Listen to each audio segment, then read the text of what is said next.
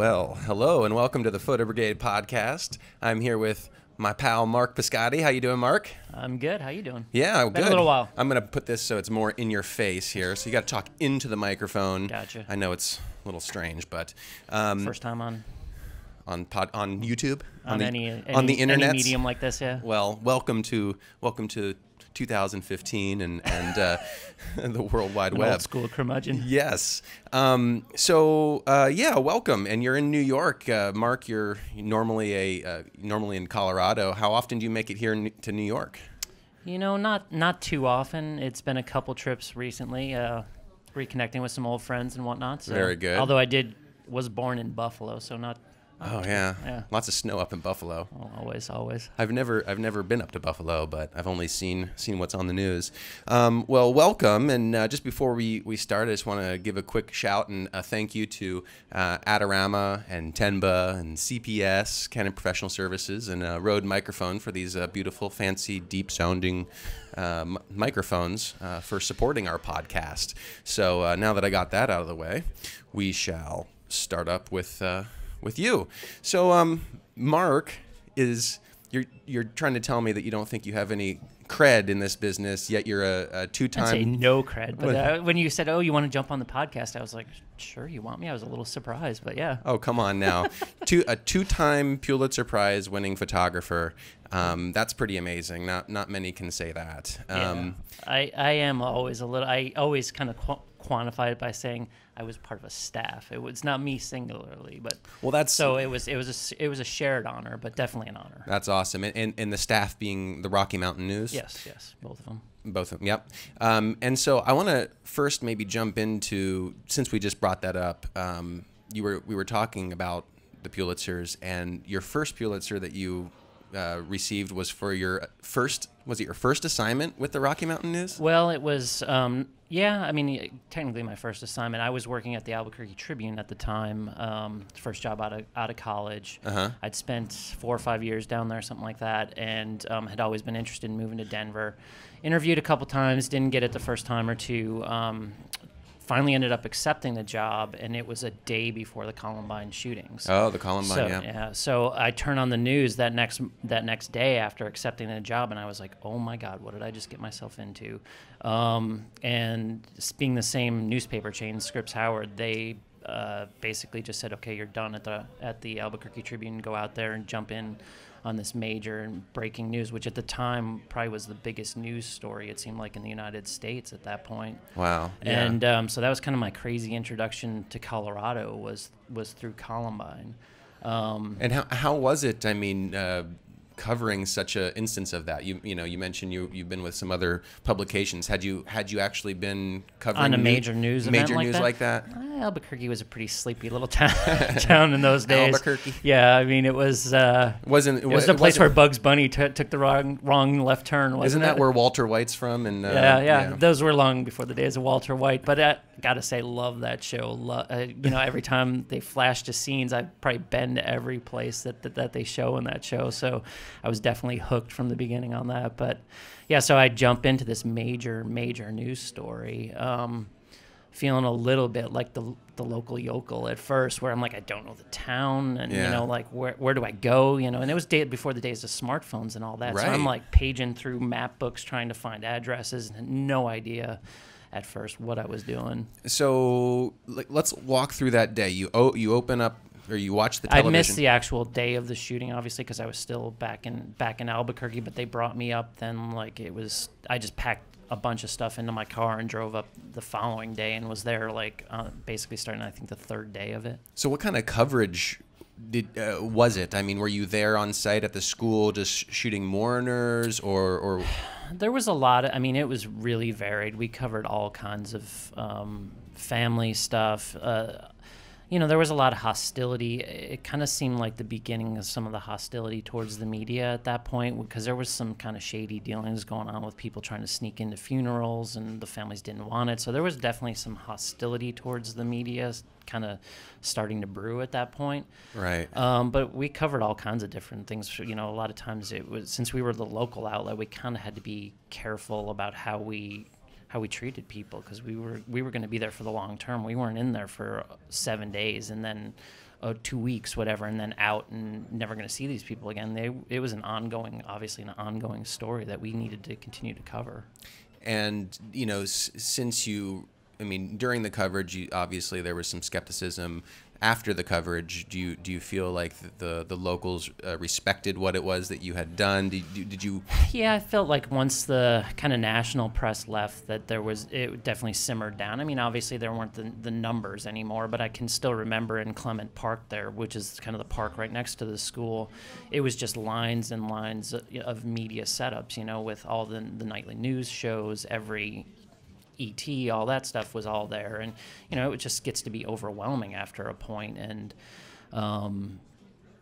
it was always funny, like things would go down, and all of a sudden it would just be like a feeding frenzy of media on something. Yeah, and it seems like there's that's happening regularly, not just for the Columbine type thing, but all sorts of breaking news, kind of awful things that are happening. This sort of helicopter journalism, where not just the local, you know, state or local media covering, but people come in from all around the world. Not exactly sure why. Hey, we got some people here. Hello. You're live. Well, anyway, so that's incredible. A credible story that was like your first day on, and it was something that was, you know, so gigantic of a story. So before we, you know, talk more about, you know, the following Pulitzers and all the work you've been doing in Colorado, I want to sort of talk about your upbringing, and how you got into the world of photography, where you grew up. Gotcha. What was the first break into photography for you? Not even break, but what was the first entry into photography? Well, I grew up in Buffalo, like I said. I started a part-time job at McDonald's, funny enough. McDonald's? Yeah, that was my first grill cook. So I kind of had a little bit of extra money now, which nowadays seems like an impossibility, but lying around, and my mom was like, oh, why don't you find yourself a hobby? And I'd always, for some reason, kind of liked photography, so I was like, okay, I'll buy a camera. I bought myself, I still remember, a little Pentax K1000, which I wish to God I'd saved that camera. I know, it's like everyone, I think about my first camera, it was a Nikon, I think N50 or something like that. And it's like, man, I just wish I had it just to have, posterity's sake. I could put it up on the mantle and be like, okay, that's what started it all, you know? Right. So I started taking pictures for the yearbook and newspaper in high school, and we had some good local photographers that kind of, you know. And this was up in Buffalo? That encouraged us. And it came around, I guess, that started, I'm thinking when I was a sophomore in high school, and junior year, you start thinking, okay, I got to start figuring out what I'm going to do, you know, where I'm going to go to college. And I was like, I think I want to do this for a living. So I started looking around. I obviously looked at Syracuse, RIT, being in New York as well. And then I think I looked a little bit at Missouri, but I went down to Western Kentucky and talked with some of the professors there, and I was just blown away at the time. So that's where you ended up going, was WKU. WKU. Cool. Which has obviously a pretty long and storied tradition. Yeah, one of the top photojournalism schools in the country. Yeah. I went to Ohio University. There you go. And so I remember that was like, WKU, Mizzou, right? Yep. And those were kind of the big three, for sure. Yeah. I'm not quite sure what it's looking like nowadays. And you had a nice little crew there, I understand. Yeah. Oh, yeah. You had Warren. I think he's probably watching now. Hi, Warren. Hi, Warren. And so you did 4 years there then at WKU? 4.5. 4.5? Why rush it? Why rush it? Nice. Which class was it? Was it grammar or something? Actually, no. I actually ended up taking off a semester, I guess it was, to intern at the Dallas Morning News. Oh, okay. One fall semester. Very nice. And so was that your first kind of step into like the real daily, like boom, boom, boom? Or? Actually, they really encouraged us right off the bat to get internships. So I did 4 internships. Oh, nice. Throughout. Where did you intern? I interned. I started out interning at the Muskegon Chronicle, the Nashville Banner first, which no longer exists, unfortunately. The Muskegon Chronicle, the Buffalo News, the Albuquerque Tribune, as well as the Dallas Morning News. That's 5. Yeah. Man. So I did take the 1 semester off. Okay. And what was in terms of those experiences interning, you know, I feel from my internships that those were the most important experiences, you know, Oh, yeah. even more so than the education at the schools Yeah. themselves, you know, getting For sure. into the world, you know. And I worked at the newspaper at Western Kentucky, which was pretty competitive, actually. I mean, because you've got, I can't even remember. I think we had, like, even at the time, 175 majors or something like that. Varying degrees of, you know, how dedicated they were to it, but still 175 Wow. photographers in the same, you know, so it was a pretty competitive, and there was only, I think, 10 spots on staff, something like that. So it was always a little bit of, you know, like a one-upsmanship to get on staff that. Well, you know, that's what, you know, that kind of competitiveness is what, you know, drives people to get better, you know. And Yeah. what, cream rises to the top? Hopefully. Hopefully. Were you the cream? I was trying. Okay, well, that's good. All right, so you ended up after college. So you did these internships. Well, at the Dallas Morning News, do you have any kind of favorite experience or you know, anecdote? It was, you know, it was the days of the heydays of the Cowboys, actually, in the old Cowboy Stadium there, and there was definitely big time coverage.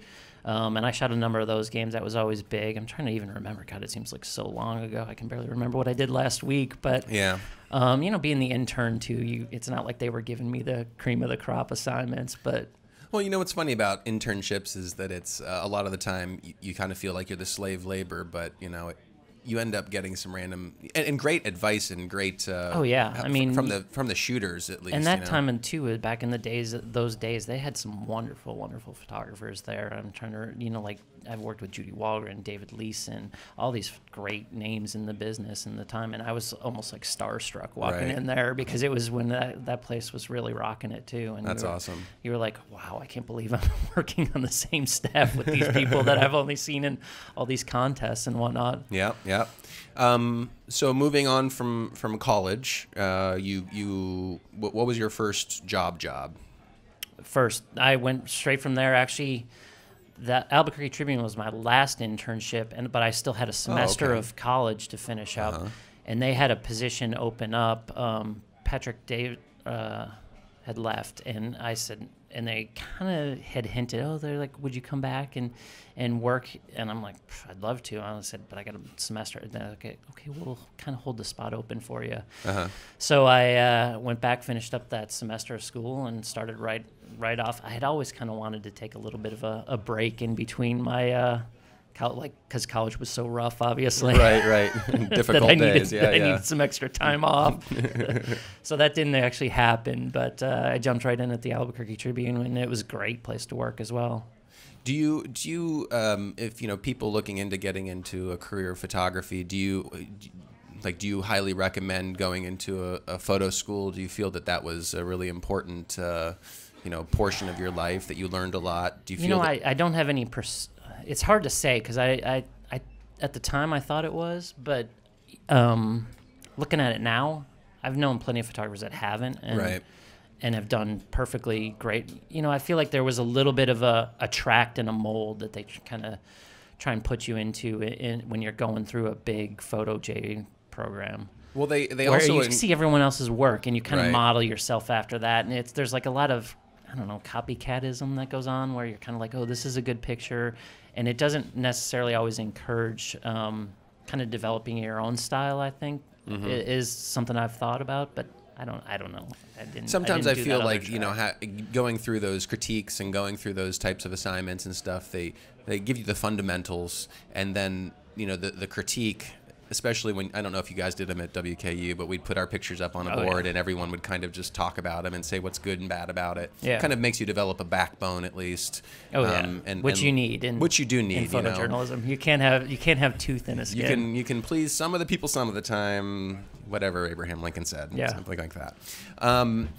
Okay, so awesome. So then you just kind of went straight on into, real-time working Rocky Mountain News right after the internship then? Or no, you worked at the staffer at Albuquerque. How long were you there? 4 or 5 years. Okay. Good times? Oh, yeah. I loved working there. And it was definitely, like I said, though, it was a little bit of a sleepy town. There was, it wasn't going up there all of a sudden to Denver. It felt like a whole new, like we were on it was a new, they kind of said at the time it was the last great 2 newspaper war left. So it was anytime anything happened, we would send like the entire staff out for it, no matter if it was kind of the most inane thing or not. You know, like if there was some weather coming in, all of a sudden it was all hands on deck, everyone out shooting weather features. And sometimes it kind of got to be ridiculous, I thought. But that's the one thing I kind of miss from I guess being I've never been a staffer, but I've been an intern many times as well. Is shooting those sort of weather features. You know, you just kind of get sent or wild art or feature photos or whatever you call busy them. Busy work. You know, we don't have an assignment, so go fill a hole type work. Because, you know, as a freelancer, it's kind of rare that you get something like that. I mean, I don't know if you get anything like that every now anymore. and then, if there's like a huge storm that rolls through, Getty Images might call me, but I don't do that to a large degree anymore. So before we get to your freelance career, you ended up going to the Rocky Mountain News, which is where we just mentioned you did your first assignment, Columbine. How long were you at the Rocky Mountain News? I was there. Good question. I was there. I'm gonna have to do a little bit on the fly math here. Probably 7-8 years. 7-8 years. Okay. And you know, Rocky Mountain News is a great newspaper. I mean, there's a lot of amazing talent. I've felt very fortunate to work some places that just had, you know, cream of the crop talent, basically. Oh yeah. And learning, you know, working around those people. Obviously, you become friends with them, but you also, you know, see how they work, and a lot of that rubs off eventually. And the daily grind there was just like almost, you know, like Albuquerque, sort of, you know, you get your assignments every day, or did you have a certain beat that you kind of covered? I did a fair amount of sports there for a while. I did a fair amount of sports in Albuquerque as well, which is funny because I don't do a ton nowadays. Well, you're a sportsman yourself, right? Well, I mean, I love the you outdoors. Snowboard, you bike. Huge mountain biker, huge snowboarder. I went skiing with you once. Yes, we did. Up in Snowmass. So I think it was that X Games. Oh, that's right. We did like half a day at least. Yeah, I'm just now remembering this because you look before so a much little cooler. après happened. Yeah. You look so much cooler than me on your snow. I'm a skier, and snowboarders just. I always think, you know, they're so much more graceful. It's a little bit more effortless looking, I think, for sure. And even when you wipe out, you end up wiping out on your, in your butt. And your gear doesn't end up everywhere, exactly, at least. and you're fumbling around. I just remember you kind of like, I'm going down just doo-doo-doo, and you're like jumping over, moguls and stuff. I'm like, whoa, this guy's cool. And then the last time I saw you was actually, I was on the Bieber tour. Yes, you were. Coming through Colorado, and yeah, we met up and... I met up with Barry Gutierrez and had some beers. And I believe we ended up in some kind of a dive bar that evening, didn't one we? of these bars with one of these surprise slide. I don't even know what those not machines, some sort of game where it's like got a little puck. Yeah. I don't even know table. What that is. I think it's called table hockey, maybe. Table hockey. Yeah, it's cool. It had these little hockey, little like plastic beads all over it to like. Sand, I think it is. Maybe, yeah. Well, anyways, so speaking of Barry, sorry, Barry. I have a question from Barry, and we were wondering. So how does mountain biking and snowboarding help your creative spirit, or does it? I mean, that's one of the points I've always taken to heart. Is I feel like, especially after working for a long time, I'd have plans to go out mountain biking in the morning, and all of a sudden I'd get the call, oh, we need you somewhere at some time, and it totally would mess up my plans to do something. So I'm like, once I left, I said, this is something that's important to me. It feeds my soul. So I get out on my bike regularly, like 2-3 times a week. A lot of times in Colorado, life of a freelancer, sure. right? Yeah. But when I'm out there, a lot of times, a lot of the other garbage that goes on in your mind just melts away, and I have some of my best thoughts a lot of times when I'm out there riding. I'll stop for a second to take in a view or something, and I'm like appreciating nature, but also my mind is just so clear at that point that a lot of times I do some of my best thinking at those times. Well, I think it's important for people to have, sort of an outlet other than photography, because just like, busman's holiday or whatever you say, it's, you can get burnout, and it's nice to clear your head. Well, and someone once told me, and I think it was on one of my internships even, that a career is a marathon, not a sprint. And I've seen plenty of people, go really hard at it really quickly and do well. I mean, it's not like they even didn't do well, but they went so hard at it, I think that they just burnt themselves out. Right. It's a marathon for sure if you want to stay in the business forever, and you can't go that hard without having some other outlets and not feel the effect of it at some point. Right. So back up just a little bit. We were talking about your career as a staffer at the Rocky Mountain News. You ended up leaving, but before you did, you actually ended up winning another Pulitzer, correct? Yeah, we shared in the second one for the huge wildfires. I don't even know what that would have been. Probably 2002, maybe. I'm guessing. There was, the whole West was burning down at that point. Right. And I actually was sent down to Show Low, Arizona. I still remember the name of that town just because it was so cool. Show Low. Yeah. I think it's a poker reference actually for all my poker buddies back there in Denver. Poker. And the whole town was about to burn down, so they sent me out there. But it was a kind of a no-win situation because they had quarantined the town, and they said if anyone gets caught, we are only doing excursions with the media. If you get caught just roaming around, because they had evacuated the whole town, that they would throw you in jail at the site. And a couple of people did get arrested. I remember. I think they got Was released. it? I've never covered a wildfire. I've seen some of my friends who've covered it. I mean, that's pretty dangerous. I mean, obviously, we saw an elite fire force get all wiped out a few years back. Did you ever have any close calls when you were doing this? I had one really close call one time, and I don't. It was somewhere in Colorado. They sent. We would basically, as soon as it starts to really flare up, the local sheriffs come in Colorado and shut access down really quickly. It's not like California where I guess you can get your card and kind of roam easily. Mm-hmm. They shut things down really quickly, but we got up there, and that was the way the Rocky always worked, was immediately jump in your car and get there, So I got in before they had closed anything down, and all of a sudden we were up on a little ridge line, which is not always a good place to be. Mm-hmm. But it got so thick that I couldn't see more than 3 feet in front of me, and that's when you start to realize just how. And I didn't have any firefighting gear because it was one of those things. I was the closest person to where it was. Get there and just see what happens. But it was so thick I couldn't see anywhere. I'm I don't even know how I'm going to find my car right now, to at least get in that and be able to drive, That's got to be scary. Yeah, and I mean, it was just dense, and I was choking. I still remember I had I think maybe a handkerchief that I had tied over my face, but even at that, it was brutal. Yeah. It was definitely a scary situation, and luckily, the wind shifted, and I was able to find my car. I got in, and I was just I'm out of here. Booked it. It's not worth it for that. Well, yeah, I mean, it's almost like war photography in a way. It's you need to learn to be. I mean, you learned right there that you got to be prepared, and that could have been a lot worse than it was. Obviously, that definitely could have ended much worse than it did. Yeah. Okay, so we're fast forwarding a little bit, but you ended up leaving the Rocky Mountain News, and I have another question, which is what was it like leaving the Rocky Mountain News sort of on your own terms and moving on to a freelance career? That actually was one of the tougher decisions. I've always been. It's funny because I think about it. I'm pretty much a risk taker when it comes to a lot of physical activities. I've broken my arm in a half pipe snowboarding. I've ruptured my spleen mountain biking. But when it's come to my career, I've always been pretty steady and easy on it. I'm always don't take too many chances. But I knew that I could kind of see the writing on the wall for where the newspaper industry was going, and I knew that if I didn't make the decision, it'd be made for me. Mm-hmm. So I figured I may as well get a jump on this and do something that I've wanted to kind of try anyways, and do it on my terms again. So this is a shot here. Is this from? Yeah, that was, I believe, the Iron Mountain fire, maybe in Colorado. This is a different one. Then this is not the big wildfires. No, not the one that. So this that is more was recent when work then. Sorry. This is some of my old stuff, actually. Okay. I kind of tried to go a little bit chronological with stuff just so that we could work through. Right on.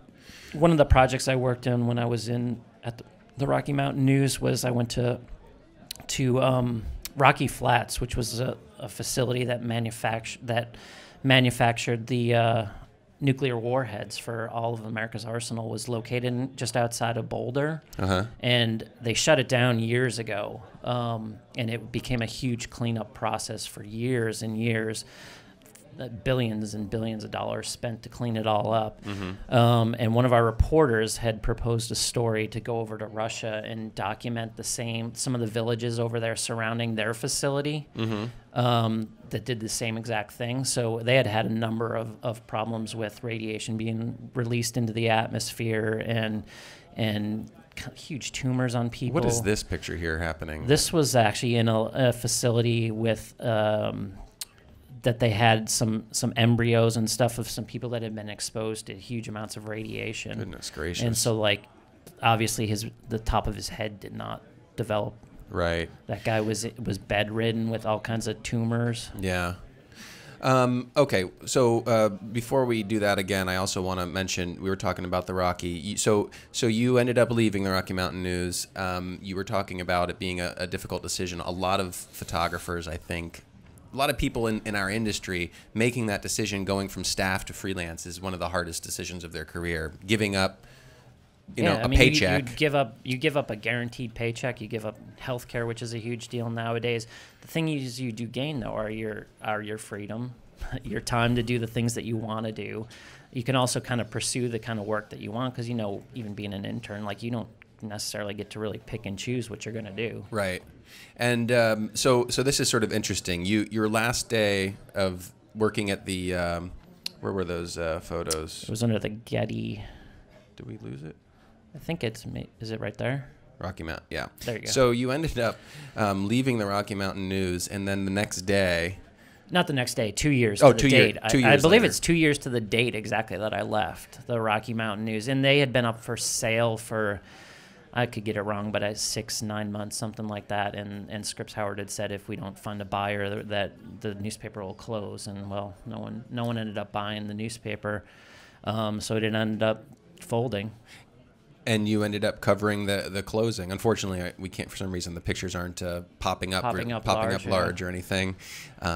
Yeah, no, I covered it. That was the closest to home story I've ever covered in my life. Obviously, I'd worked with all these people at some point, all the photographers, the editor. So yeah, it was a difficult story. How did they feel about you covering it? Were they happy to see you again? Were they happy for the coverage, or were they kind of like... It was funny. It almost seemed like there was a little bit of air of disbelief in the whole thing, even though everyone knew it was coming. So I almost felt like I was a little bit of a fly on the wall that day. Mm-hmm. But it also felt weird because I didn't almost want to intrude even more so on people's kind of tender moments, Right. Like people were hugging and crying. And it almost felt that I was so close to that situation that it was even tougher to get in there and really cover it the way I would have covered something else. Right. Okay, so let's talk about that transition into freelance. You started working for Getty quite a bit. At first I did a fair amount of editorial work. I used to have newspapers calling me a lot. Some of the things were passed on to me even by the Rocky. They'd call the local newspaper looking for someone, and they'd recommend me. But that, editorial's been tough. As well. Sure. As well as I do. It's a tough business these days. I still do occasional editorial assignments, but I'd say it's much more shifted towards commercial work. Same here. And that's an interesting thing we should talk about is when you're freelancing, you have to keep your options open. You can't be looking into just one editorial client. If you want to do editorial, you got to find a lot of editorial clients to. Is that a massive spliff right there? It is.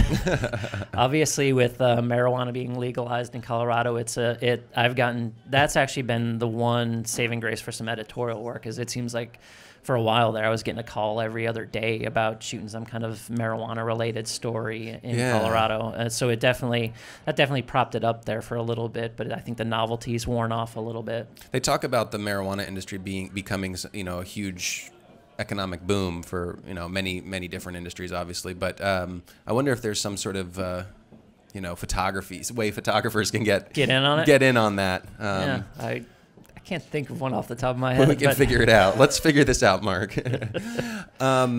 Okay. I covered the Aurora Thea shootings then as well for Getty. Actually, no, it was for NBCnews.com. NBC News. And how long did it take you to start kind of getting more, editorial clients and kind of creating that diversity? Getting more commercial clients, you mean? Well, no, just in terms of like First you it were seemed like originally I did a lot of editorial work, and it's definitely shifted over now towards more. But first you started, more with Getty, right? And then, or was there? I've always, since leaving, I've done it. They call me once every couple months, basically, when something big's going on in Colorado. Right. And then I just started to see that whole editorial side slipping quite a bit. My work, the calls weren't as regular, and it's not like you can necessarily force editorial work. It's kind of, if there's something going on, right, they'll call you. Right. And then so I'm switching over to your sports portfolio. I'm just going to go through this while we talk. But in terms of commercial work, what was the key in terms of getting more clients commercially? Was it handing out your cards at editorial assignments? Was it Yeah, that originally was one good way. I mean, I've had a number of good clients come to me through editorial jobs that I shot originally, and I would meet the PR person or marketing person, whoever, and they would invariably end up, we've been looking for a photographer, and so I'd always hand them my card and say, well, call me the next time you need something, and I think if they tended to be happy with what ended up coming out, they would give me a call, and I've actually still to this day do a number of jobs locally around Denver for people that I met that way. Yeah. I feel like having the cards on you all the time, passing them out to editorial clients, not clients, but subjects from editorial shoots, whoever they are. They could be, lawyers, they could be doctors, they could be whoever. You take their portrait and say, hey, here's my card. If you, like what I do, I can send you some outtakes afterwards. And a lot of those are just seeds that have been planted, and some of them have blossomed, like really blossomed. Yeah. It's not something you learn at all, or at least I didn't learn at all in photo school, was the business side of photography. I mean, they teach you all about f-stop, shutter speeds, and all that kind of stuff. But honestly, if you want to survive in the freelance world especially, you have to be a decent businessman, at least a reasonably good businessman. Do you feel that you learned a decent amount of business in college, or do you feel that that's something you've developed through the career that I've developed it a little bit? I mean, my dad was in financial planning services for a long time, so I guess I must have at least a little bit of that strand of businessman in me, although it's not something I've ever wanted to really pursue. But, like having my own business and in something that I enjoy, I definitely have put it to use whenever I can. Yeah. Man, these are some great photos. What is it that you most love shooting these days? Is it sports still? I mean, I know that I used to shoot a lot of sports when I first started in the business, and I really got burnt out on it. I mean, that's just me. I think I feel that to a degree. Like I still enjoy the occasional. I was during a huge snowstorm we had I think it was like a really late season snowstorm, and that was kind of the story of the game, was the amount of snow falling that day, because they were playing Costa Rica, who obviously never sees any snow. And they actually protested. I remember afterwards they protested that game because they said the conditions were completely unfair for them to play in, because it was a World Cup qualifying game, I believe. When was this? Was this in like 2008-ish or something? Yeah, it would have been before that last World Cup. Yeah, I actually went for ESPN magazine, went with the USA team to, where was it? It was like Utah, or I forget where they played in the States, and then they went to Trinidad and Tobago, and I got to go with them and hang out with the team and these guys. It was really cool. Sweet. That sounds like a good gig. It was a good gig. Haven't really done much for the ESPN since then. You should give me a call, ESPN. Little plug. Little pluggity plug. Oh man, I love paddleboarding. Do you paddleboard That was at in all? Sayulita. I have tried it a few times. I don't know that it's quite. I actually spent a month down there a couple of years ago. It was always on my life list of things that I wanted to do, is at least live in Mexico for some amount of time. And do you speak Spanish? Enough to get by. Right. Unfortunately, I took French in college, which me too. hasn't done me much. Well, I didn't take anything in in college. It's a real bummer, to be honest with you. I've been so. There is a quote on your website that I wanted to mention, and I always write these notes down, and I forget to put them in front of me. It's probably under about. Yeah, under your about that I really thought was pretty cool. It'll come up when it comes up. But do you happen to know it offhand? It was something about photographers have to, love. I think it's like love life as much as. There it is. A good photographer must love life more than he does photography. Yeah. Is that and that's something that you hold true to? Yeah, I try to live every day like it could possibly be my last. That's but, awesome. Yeah. I feel like, you know, I guess especially where I went to school, there was kind of that huge photo crowd, and they all tended to kind of hang out together, and there tends to always be a lot of gear talk and all that kind of stuff. And that was never really me. I was more interested in just getting to know people as well, just some of my subjects. And then, you know, since then, like getting out on my bike, like I said, or getting out in the mountains of Colorado. I mean, there's a reason I live where I do, just because as much as I kind of enjoy some of the city stuff here and there, I definitely am much more of a mountain person. And getting out in that kind of environment has always just done it for my soul, you know? Right. Let's talk a little bit about social media and getting your work out there. You know, as freelance photographers, we need to... I tend to do a lot of, I was going to just, some of my food work as well. Food work is, let's see here. There we go. There. Let's talk about it. Food. You have some really great food photography, and is this a new passion for you since you've gone freelance? No, I mean, that's always been, definitely food and drink has always been a passion of mine. And, you know, Denver's food scene actually has exploded as of late. So it's been a good avenue for me to kind of combine two passions, actually. Yeah. And again, that kind of plays into that whole loving life. Like, food isn't necessarily anything to do with photography, but when you can combine the two, I feel like it's great. Like, Absolutely. I love cooking. I love, you know, exploring wine, bourbon, all those kind of things. So. Mm-hmm. So these shoots, are these assignments for editorial clients, commercial clients, or just sort of self-assigned? Most of these are probably commercial assignments. There might be one or two editorial things mixed in there, but a lot of these are commercial shoots for the restaurants themselves. One of the hardest things I've found having to shoot is things like still lives and food, for that matter. And it seems like you're nailing these. Do you have a certain technique? Do you use lights? Do you use natural light? Do you use a combination? What's your usual? I definitely use lights, and I've found actually those new little LED light panels. Oh yeah. To be like a godsend, because I used to really try and bring all this equipment, big strobes and whatnot, but I could never get the effects I was wanting in those. I've found those new little light panels to be, one, they're small, they're portable, they're quick, they're infinitely adjustable. Yep. And they can throw just the right little amount of light that you want in so the it's right a constant place. light. I do the same thing too. I mean...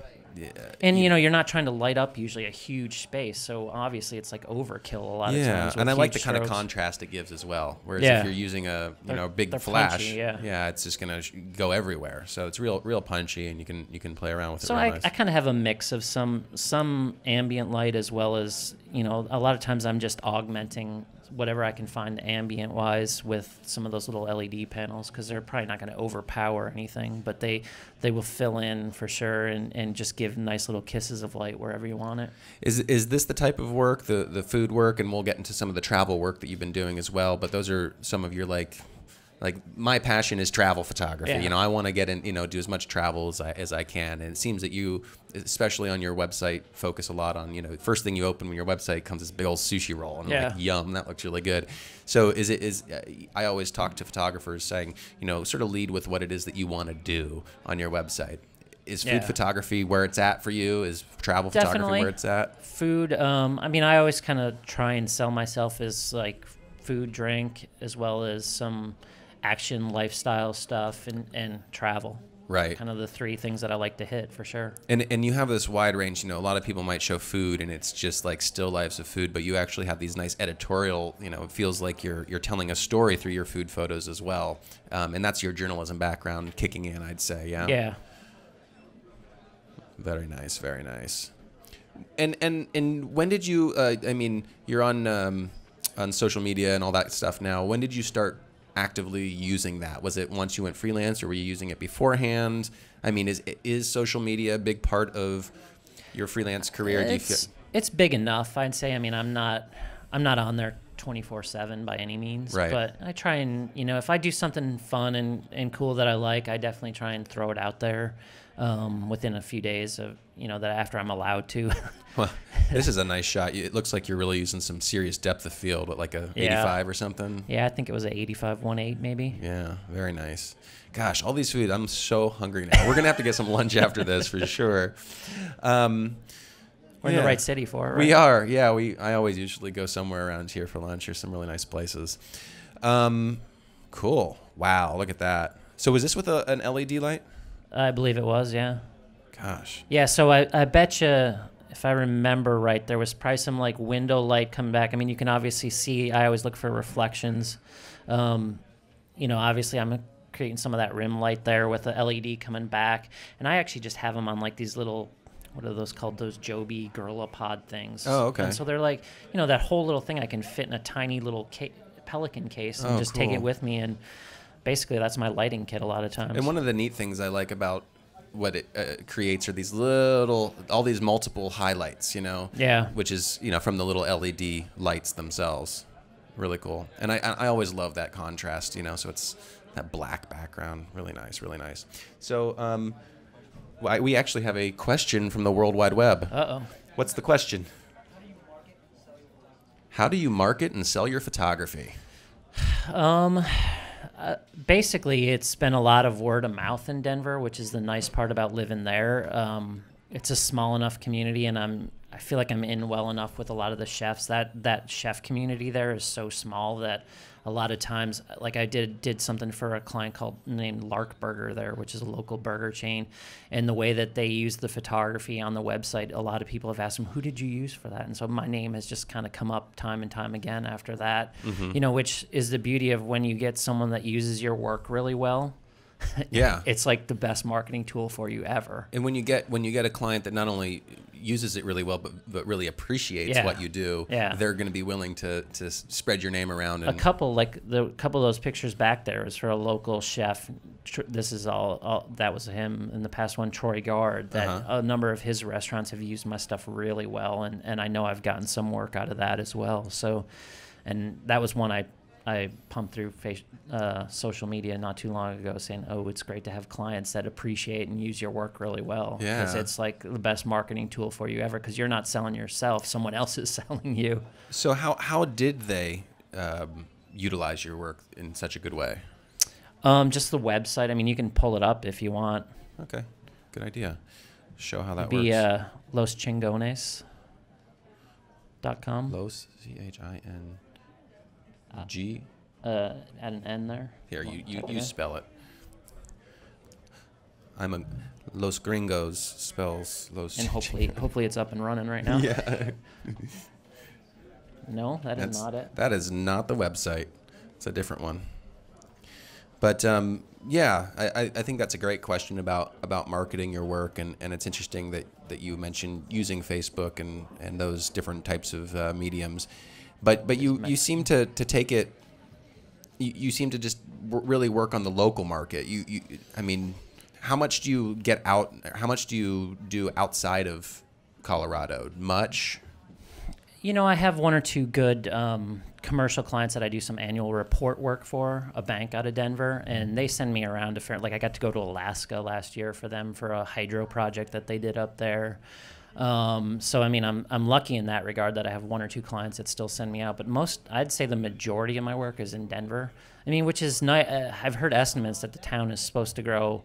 It's already seems like I've lived there for 15 years, and it seems like it's tripled or quadrupled in as far as how big it's gotten, and it's supposed to double again in the next 5 or 10 years. So, yeah, so they used my work, I thought, really well in a bunch of different places on the site. Yeah, that's great. I love websites that actually use full screen. Yeah, I mean, it's not like a tiny little where you got to strain just to look at it, you know? Yep, absolutely. It's great to have good clients like that. Yeah. That's awesome.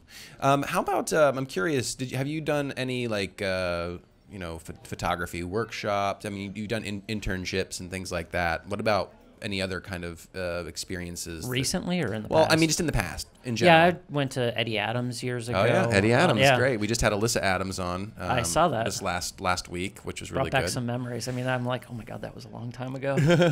When did you go? Do you remember which barnstorm what year it was? I have no recollection. It would have been probably, let's see, I graduated in '99, probably 96, 97. I'm guessing. 97 maybe. 97. Wow. I think I was a junior. That's a little bit ago. It's gone on 20 years. Am I dating myself a little? Not 20 years. Yeah. No. No, that's well, whatever. I'm sorry, math is. 18. Actually, I did get an A+ in geometry. That's my only A+ I've ever gotten, but that is not addition so much as whatever. So these are some portraits that I did as well at the now it's just out of it, but at a local dog show in Denver. Kind of looking at it was some of them were when I worked at the Rocky Mountain News, and then afterwards as well. Mm-hmm. So kind of found that Richard Avedon look, focusing in on some of the like beautiful details of dogs as well as some of the characters. I went to the Westminster show once or twice and basically just spent my whole time backstage because I thought that was the funniest, you know. And I think my goal from I think I was shooting it for the Times at the time was to try to show how the dogs look like their owners or vice versa. I've always wanted to do that portrait series, actually. Yeah, it really is funny. It's like some of the people like wear the same outfits as their dogs and stuff, and it's really, they take it, for serious. I think there was a few years ago, like one of the winning dogs got lost or something at the airport or something, got out of its... I just lost a couple dogs this year, actually. Oh my gosh. Don't send your dogs to the Westminster Dog Show. But that's actually a Vizsla, which is the same as my dog back in Colorado. They're so cute. I used to have a roommate that had a Vizsla named Echo. Wonderful dogs. And the one that lived at my place was the biggest sissy I've ever met in my life. My cat, I brought my cat into the mix. Mine can be a tad bit of a princess sometimes as well. But they are the cutest, the Vizslas. I love the Vizslas. They're really, really, really nice and don't shed much either because they don't have much hair, right? Speaking of no hair. Speaking of no hair, goodness. Was it difficult? Because obviously, I think you're using strobes in these shots. Yeah, those were. Was it difficult shooting these? I mean, I've seen other folks do similar types of portrait series and stuff. It was funny. Some dogs were fine with it. Other ones would freak out the first few. Yeah. And that was always a kind of the unknown right away is what they were going to do. And I did some portraits actually of some bigger animals as well at the National Western, which is like a huge stock show in Denver one year. And so I had some stuff of like pigs and cows and all these big animals, and man, some of those really freaked out when the lights went off. Mm-hmm. And so this is a nice shot you got here. So your use of lighting is really great. Is this so clearly we're using a strobe or two behind the curtains? Yep. From either side, and then just ambient on the curtain. Okay, so that's ambient light on the curtain. Stage lighting, yeah. And you know. That was actually lower shutter speed to catch that ambient or just. Yeah, probably. Don't remember. 1/8 of a second or something. Yeah. That was one of the producers of Precious a while back when it was getting all that buzz about a potential Oscar. Right. Very nice. Oh, the money. So how did we achieve this? That was for a business mag in Denver for best places to work, and she actually ran, I believe, the money changing place out of DIA, if I remember right. So she just brought a bunch of cash and threw it around and made some pictures. Yeah, she was actually throwing it up herself and then posing, and so it took a number of shots to get that one. That's great. All sorts of different currencies there. Yeah. She was an Olympic hopeful down at the in Colorado Springs. There's a big Olympic training facility. Oh right, yeah. I think that was. Do you know Dave Black? I do a little bit. I don't know him very well. I know that he's always been doing some Olympic training facility stuff out there. That was another part of that best places to work, and they just had a fun workplace environment. Right. That was when that healing wall at Columbine was finally. That was forever in the making. Healing wall. This is the memorial project. Then? Yeah, it's a memorial for Columbine. Huh. Cute. I think that's where we started, right? Or no? Yeah. Yeah. So what's next with you? Do you have any particular projects you're working on? Probably. Well, that's a good lead into that. Mexico's always been a passion of mine. Which one? Mexico? And if you click on the Capilla project, I've been down there a number of times, and the one time that I spent the month down there, I drove down, spent 2-3 days driving down, and started noticing all these little roadside cathedrals. And some of them are tiny as a lunchbox. Some of them were as big as 2-3 stories. And I started to get completely intrigued by them. So I started stopping at each one and noticing all these little mementos. And basically, it's if someone has a lot of times it's if someone has died in an accident, some reason killed roadside. You know, maybe they were walking along the side of the road, run over. The family will come and set up these little capillas. And leave pictures of their loved ones, all kinds of mementos, whether it's prayers and write things on the walls, you know, all kinds of memories. Candles are always the votive candles. So I've been stopping at those every time I go down there and photographing, basically just calling it the Capilla Project. And has this run anywhere? Are you pitching it? Has not. So this is something that... It's very much a personal project. It's just something that still I've enjoyed. Ongoing, or oh yeah, yeah. I was just down there less than a month ago and photographed a number of them. As we go through these, we actually have a few more questions. What's the next question? What camera do you use? What's your favorite flash and softbox? What kind of camera do you use? What's your favorite flash and softbox? Well, I've always liked. I'm not a huge gear person. I always feel like it's asking a carpenter like what kind of hammer do you sure yeah totally yeah do you use. But I use a Canon 5D Mark III, as well as a 7D sometimes for sports stuff. Okay. Because I'm not Really? a big fan of the crop sensor as much, but it just seems like you're looking down a tunnel sometimes. As far as lighting gear, like I said, I use some of those little LEDs, and then I also use white lightnings. Oh really? White lightnings, huh? Yeah. I've just always, I guess they're made in Nashville, and when I was down in school in Kentucky, They're pretty inexpensive lighting units, and I used to use get the job done though. I used I've to had use them for white years, lightnings. and you know, like they're solid as can be always. I used them for back in the day at Ohio University photographing sports. I put these big white lightning units in the ceiling, and they worked. You know what I mean? I'm sure that there's speedotrons or whatever that work better and more powerful, but you don't need to necessarily have the most expensive gear to, like you said, it's a tool, and you just need to. It's elementary. You need to know how to use those tools. Yeah. So, and there was another question. How do you start in product photography? The best way to promote it? So how did you start in product photography? And we already talked about promotion a bit, but I don't know that I do necessarily a lot of. I'm thinking product photography, like packaged goods. I don't do a ton of that. I've done a little bit of that. well, if I they're think, referring to food photography, probably most likely food. Yeah. How did I start in it? Yeah. Was it just editorial, or was it? Well, I had a good connection through a local. Larimer Square is a big eating and dining district in Denver, and had a good connection at the time through that, and basically was introduced to a couple of chefs, showed them my work, they liked it, I got hired, and then that started the ball rolling. Like that's always, it seems like to me the hardest part is just getting that snowball rolling, and then once it's rolling, it's just like any other snowball, it's just going to pick up weight on the way down. So it seemed like the hardest part is just getting it rolling. But once you start, your name gets spread around. People are, like I said, you say, who'd you use? Those pictures are great. Right. And, like you don't even have to do a lot of the work. A lot of the times it's just do a good job and other people do the work for you. Right. Cool. So you've got this project that you've been ongoing with.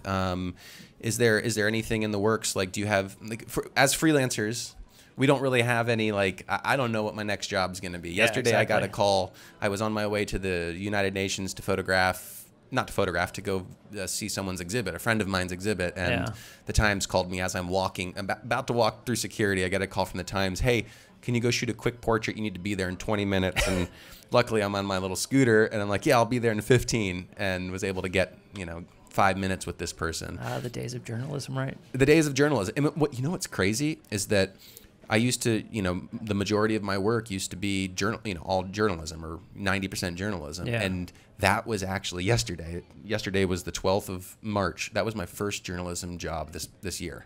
Really? Everything else has been commercial. I would say pretty much the same thing about my journalism editorial work. I think I maybe had a handful of them so far this year. Yeah. Well, I mean, it's the difference in pay between and that is the nice part when you do get some nice commercial jobs. It kind of alleviates the stress and also lets you financial stress of like, oh, how am I going to make rent? How am I going to how am I going to eat this month? It eliminates a lot of that stuff, but it also then can allow you to focus on some of the things that you do care about that you never seem to have when you're working in journalism. It's always run, next assignment. Next thing, and then you forget about the last thing. you get so, like, I always used to have lots of good ideas, and then they would always just fall by the wayside because I just never had any time for it. Right. So I've tried to do a few of those kind of things that really feed your soul, keep you motivated. Right. Those kind of projects are what you can now have the time for if you're doing enough commercial work. Yeah, absolutely. So business, little business talk here. Sure. As a staffer all those years, and a lot of people who are staffers, they have, 401ks, retirement plans, and all that kind of stuff. Oh, yeah, so I miss those. How I miss and the those. company credit card. The company credit card. We have to think as freelancers about our retirement and taxes. We get our checks from our clients, and that taxes are not withheld. Yeah. We have to pay our taxes quarterly. We have to invoice. We have to do all of these different things. I'm curious, have you had difficulty kind of getting into the invoicing for the sort of business behind being a freelancer? Has it been that transition been difficult for you? No, but I mean, I've had some editors thank me that's not the case. They said some people are, and that was probably some words of advice to pass along to any freelancer is, if you promise something, deliver it on time, invoice the folks within a few days. Don't let it sit out there for a month or more. I mean, no one wants to have to go back and try and remember how much they were supposed to get paid. And, it's just another thing that editors need to worry about. They don't need that. They've got plenty going on, especially as short as staffs have become. Right. They don't need to be worrying about how much they were. You need to keep track of all that stuff. So I've never had issues with that. I mean, sometimes it can be a little bit of a drudgery trying to track down way past due invoices and those kind of things. But I've been pretty lucky. I mean, I've only had one or two people ever stiff me. In how many years is it of now? 7 years of freelancing, so I feel pretty fortunate in that regard. Right. And then in terms of retirement, or just in terms of investing, I mean, you've got to put save some money up for retirement in various ways, and one of the things that I've tried to do is figure out a way to, create different sources of revenue rather than what's coming directly from assignment work. Yeah. Have you gotten into any of that? Do you in terms of retirement, do you have any kind of plan or anything? I try and put away some money every year in a IRA just to kind of defer some of that tax hit. It's obviously not as easy always freelancing as it was.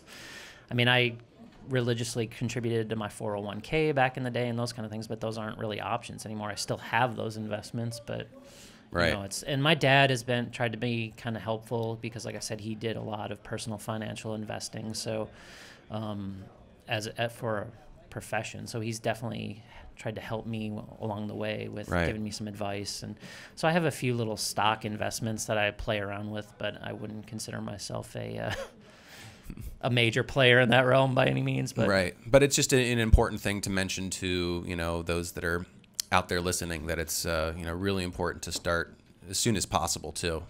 Because, these numbers aren't correct, but, I'm going to say this, but, if you start saving from the time, I've heard, some sort of analogy that if you start contributing to a Roth IRA and maxing that out, which is, $4,000 or $5,000 a year from the age of, I think it was 25 to 15 years from that, 40, and then stop. By the time you're retirement age, that money from compounding interest is going to be, over $1 million, like $1.5 million. It's whereas definitely best to start early. And whereas if you start, often. At 35 to retirement age, that same amount of money is going to be like $300K or something like that. Yeah, so it really shows. Lost, it definitely hurts you in those regards. Yeah. So, from the perspective of a freelancer, it's really, really important to look into that. Has there been any other kind of business challenges that, in becoming a freelancer? I do miss having some other people around at times. I mean, it can get kind of. I guess maybe you don't feel it maybe in New York City because there's always a lot of activity going on. But, you know, like sometimes working in your own home office a lot, which, Sure. you know, I've got plenty of paperwork, toning of images, those, you know, all that delivery stuff where it can be like, at least my dog's around most of the time, you know, but it kind of becomes a little bit lonely sometimes where you're like, wow, I wish I had someone to talk to.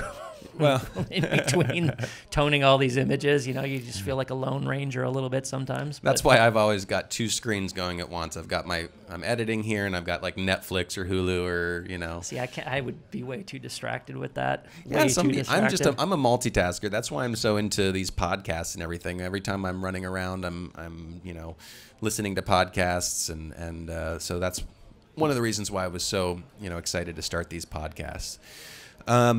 So we're kind of reaching the I'd say the end, but we have not yet gone through your gallery here of some some travel work, and this is actually one of my favorite shots of yours. There's nothing I love more than a lot of contrast, and really the big thing about photographers that really set them apart is how they see light, and you know, exposing for the highlights.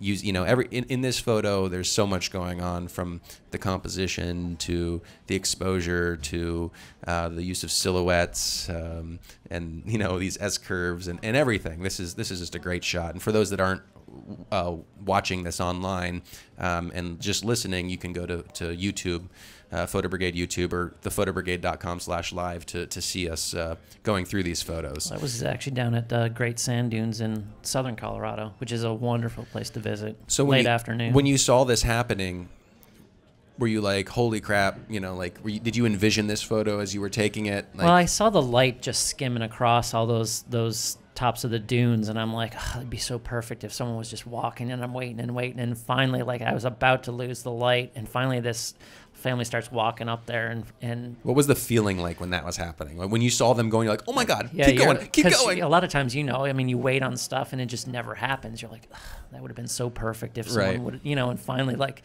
it's probably like 1 out of 25 times that it actually happens the way that you want it to. But the key is waiting, and not just taking the shot and moving on, but like, if you see something, wait, feel it out, and good things will come, like this shot. I think that's awesome. Some more of your... This is some of that work. Early trip to Italy years ago. Oh, this is Italy. Oh, okay. I thought this was the Mexico story for a second.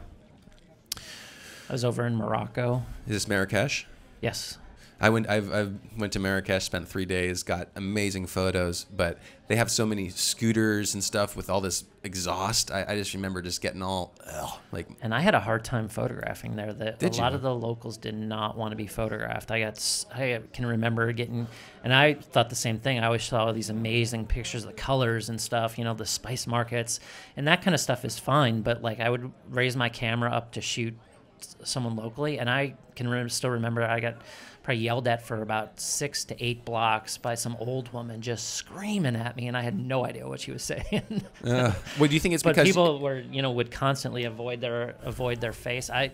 I tried asking a bunch of people. They said they just don't like photography. That some people don't even have their weddings photographed over there. That's which interesting. I had no clue going into it that was the case. Now this is my favorite thing in the world. This is in Spain, right? Barcelona. Barcelona. Yeah, I could tell by the legs of jamon here.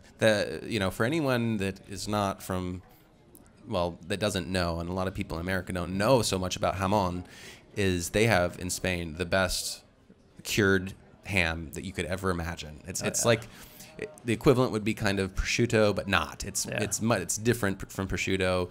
These particular these things, they eat acorns. That's how they get their flavor. Yeah, I have read that actually. Yeah. So every time I go, I'm always stocking up on that. All over the Serrano.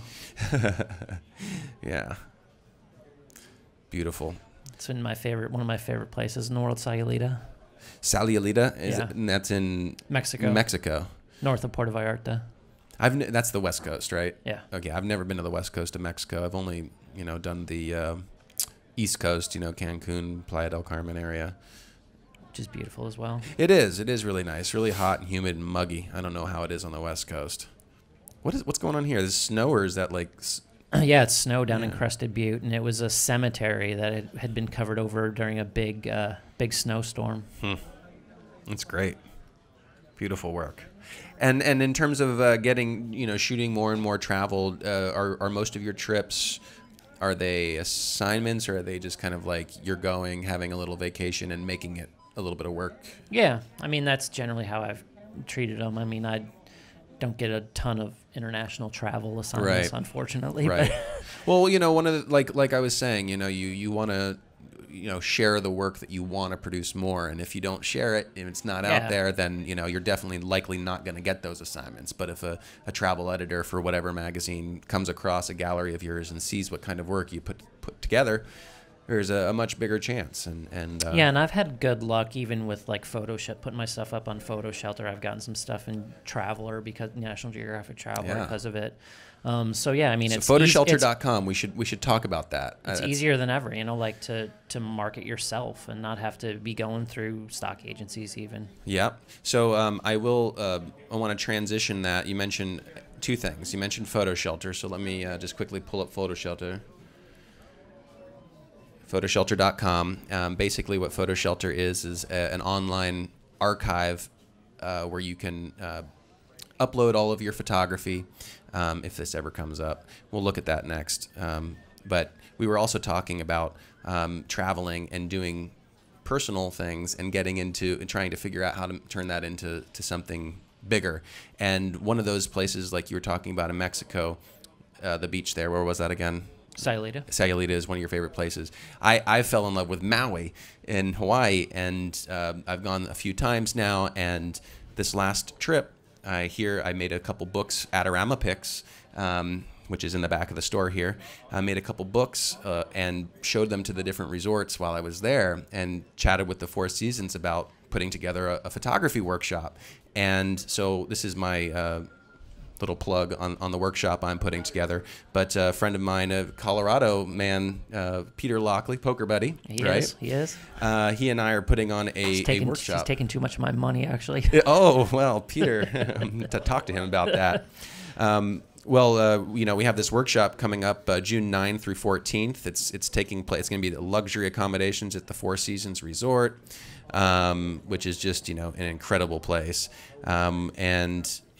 Check it out. It's MauiWorkshop.com. We've got some great partners working with us: Canon, Temba, Alinui, Photo Shelter, and also Adorama. We've got to add them to the website. We just found out they're coming aboard, and they're going to send some gear down and for the students. But even more awesome is that we are doing a scholarship contest, and anybody who's interested in getting a free tuition and a 5-night stay at the resort, all they have to do is go to MauiWorkshop.com/contest, enter their photo. It's a Facebook contest with a nice caption about their favorite travel photo, and we're gonna choose one person to get that awesome workshop. So please go check it out, MauiWorkshop.com. All right, so let's see if where were we? Maybe I didn't know. Photo Shelter's still not loading. It's our internet here. Sorry, but I always like to give Photo Shelter a plug because they've been a big supporter. Yeah, I've been with them since the beginning. Same here.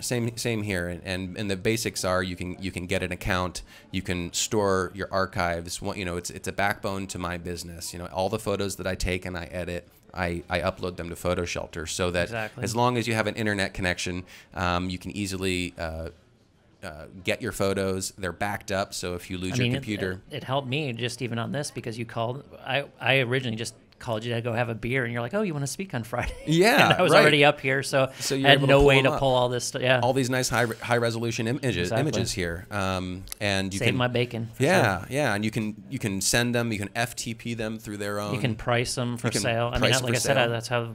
I've sold photos from weddings. You can not only just prints, which you can even print through Adorama pics here through the website, but you can do licensing. Yeah. So you can tell them, rights managed licensing. The client can actually go and say, I want this for a brochure, and it's going to go out to 10,000 people, and it's going to be in North America, and it'll spit out a price based off of photo quote, and they can just purchase it right there.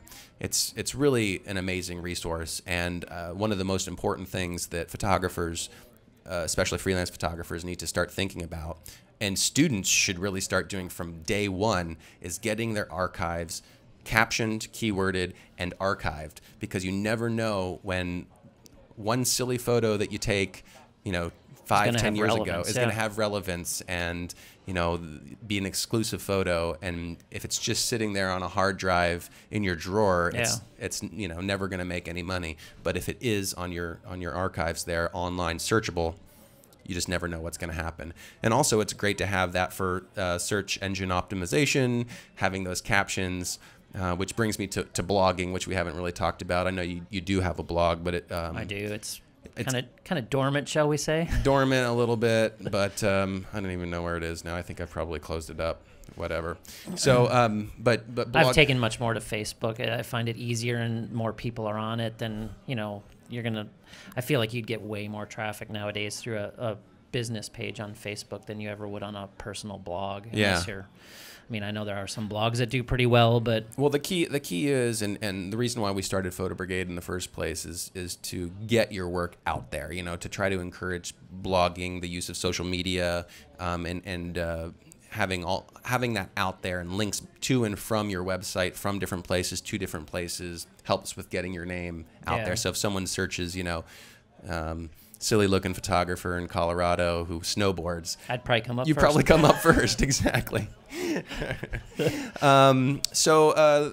Lastly, I just want to mention the photobrigade.com/live.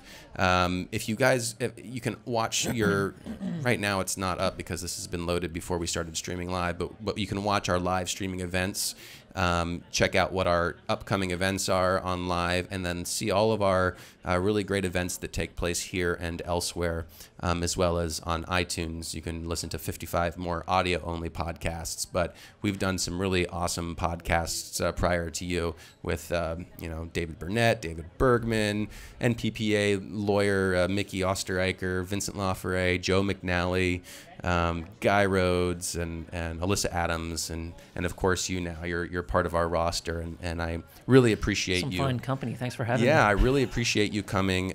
Let's just before we jump off, your social media. It's on like Twitter and whatnot. It's M Piscotty. M Piscotty. M Piscotty. Piscotty. M Piscotty. That's the on Polish version, unfortunately, not the Italian version. The Polish version. Nice. Do we have any? Oh, we actually do have 2 more questions from the interwebs again. What do we got?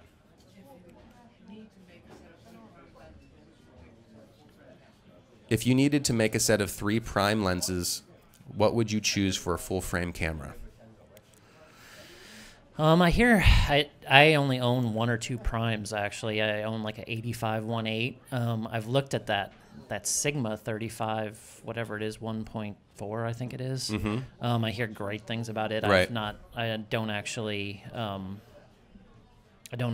it, but it's one I've thought about. Right. And I shouldn't say that. I have a 100 millimeter 2.8 macro for a lot of my food work. Oh, okay. That's nice. So, like those 3 lenses to me, for this, you know, and it's going to be different for everyone's situation. Unfortunately, it's kind of what you shoot most and what would be helpful. Like again, gear is such a personal choice. I don't think there's like one magic bullet for any kind of situation. I know that really limited depth of field nowadays is the look. Yeah, it's in. So you know, anything with a fairly wide open aperture is going to help you out in that regard if that's what you're looking to do. I will answer that also because I'm a big prime user. Actually, I don't use any zoom lenses except for the ones that I use as a cup to drink here to drink my coffee out of. But I use I have a 24 1.4. I have a 50 1.2. These are all Canon lenses. The 85 1.2 and a 135 135 f2. That's sort of my Canon setup. I also have a rangefinder, and I shoot that with a 35 1.4. So the reason why I love primes so much is because I consider them move your ass lenses. Yeah. You know, I've found a lot of It's photographers. definitely a different way of photographing. I mean, every time that I put it on, I'm like, oh, I gotta, and it forces you to kind of recompose things sometimes differently than you would normally see it. Instead of like, oh, here's my sweet spot, I'll just zoom in a little bit of how I would normally shoot this. Like, it kind of lends. Zoom lenses definitely lend to that fact of kind of composing things the same way, I think, quite a bit. I noticed that. Right. Absolutely. Okay. Yeah. And then there was one more question before we go. Favorite journalistic Your favorite journalistic lens. What's your go-to lens usually? Oh, the one that I carry every day is the Canon. What is it? 24 to 85. 24 to 70. 24 to 70. Sorry. See how much I'm not a gear person. 24 to 70 2.8, but I love that lens, the new one. You know, it's actually, you know, I don't use that lens in particular only because it's just large. But I have used it from time to time on like a commercial shoot because, you know, I need to not be switching lenses so much, and I'm shooting different things. I've actually used it on food stuff. Those things, it's super sharp. Yeah, and it's fairly as far as close focusing, you know, like you can get in there pretty good. Get pretty close for macro. It's not type. as good as the macro, the 100 2.8, but it's reasonable for most stuff. Awesome. All right. Well, I really appreciate you making some time, Marc. And everybody can check out M. Piscotty on you know, all the social media. Marc Piscotty Photography on Facebook.